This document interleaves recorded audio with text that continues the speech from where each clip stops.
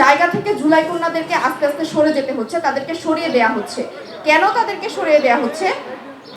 এই হারিয়ে যাওয়ার পেছনে অন্যতম একটা কারণ কিন্তু আমি বলবো যে আমাদের সাইবার বুলিং, এবং অনেক ক্ষেত্রে আমাদের যেই সাংবাদিক ভাইরাও এক্ষেত্রে অনেকাংশে দেয়। দেখা যায় যে তারা এমন একটা মানে চটকদার ট্যাগলাইন দিয়ে বা এমন একটা ক্লিকবেট ট্যাগলাইন দিয়ে আমাদের একটা ভিডিও ধারণ করে বা একটা ছবি ধারণ করে বা ছোট একটা রিলস ধারণ করে তারা হচ্ছে তাদের মন করা একটা ক্লিকবেটেবল ট্যাগলাইন দিচ্ছেন, ক্লিকেবল ট্যাগলাইন দিচ্ছেন, যেই ট্যাগলাইন দেখে আপনার নিউজটা অনেক মানুষ দেখছে, আপনার চ্যানেলের ভিউজ বাড়ছে, আপনার লাখ লাখ টাকা হচ্ছে মনিটাইজেশন থেকে আর্ন হচ্ছে। কিন্তু আপনি তো একটা যেই মেয়েটা তার অধিকার আদায়ের জন্য কথা বলছে, যে মেয়েটা তার লড়াই সংগ্রাম চালিয়ে যাচ্ছে, তার ক্ষতি করে দিচ্ছেন আপনাদের এই ট্যাগগুলোর জন্য বা আপনাদের এই রিলসগুলোর জন্য, আপনাদের এই ভিউ বানানোর এই ব্যবসার জন্য মেয়েদের আসলে অনেক ক্ষতি হয়ে যাচ্ছে। অনেক মেয়ে সাইবার বুলিং এর শিকার হচ্ছে। আমাদের বাংলাদেশের মানুষের মন মানসিকতা তো আসলে ভালো না, মানে যেখানেই যায় মেয়েদেরকে একটু না খোঁচালেই নয়। এই যে আস্তে আস্তে মেয়েদেরকে সাইবার বুলিং করা হচ্ছে, এই যে আস্তে আস্তে আপনারাও এর পিছনে দায়ী, মজুর সাংবাদিকরাও এর পেছনে দায়ী আমি বলবো, কিছু কিছু মজুর সাংবাদিকরা,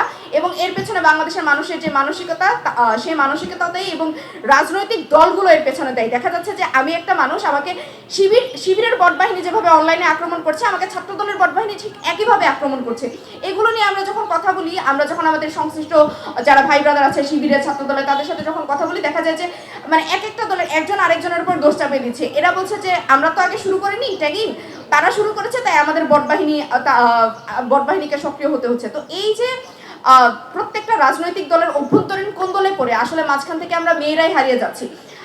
আমার যিনি উপস্থাপক ছিলেন সেই উপস্থাপক বলে গেলেন যে মেয়েরা আসলে তাদের অধিকার আদায়ে সরব। না ভাই, আমরা এখন আর সরব থাকতে পারতেছি না। সরব থাকলে আজকের এই অনুষ্ঠানে, আজকের প্রোগ্রামে আপনারা ছেলেদের চেয়ে মেয়েদের উপস্থিতিটাই বেশি দেখতেন। মেয়েদের উপস্থিতি আসলে বেশি হচ্ছে না, এবং দেখা যাচ্ছে যে আমরা পথে যে সকল নারী সহযোদ্ধা ছিল তাদেরকে আস্তে আস্তে হারিয়ে ফেলছি এই সাইবার বুলিং এর কারণে, এই ট্যাগিং এর কারণে।